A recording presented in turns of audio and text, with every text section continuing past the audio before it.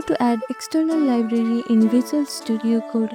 In this quick tutorial, I'll show you how to add an external library in Visual Studio Code so you can start using powerful tools and packages in your project. Let's get started. First, make sure you have downloaded Visual Studio Code on your device.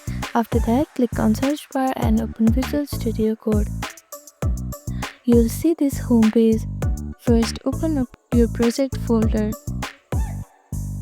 or create a new one if you are starting fresh.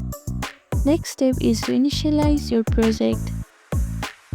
If you are working with JavaScript or Node.js, open the terminal and type npm init-y to create a package file.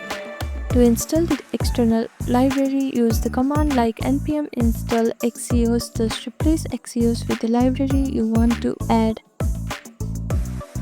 Now for Python, on this terminal field, type pip install and at last type in the package name that you want to install.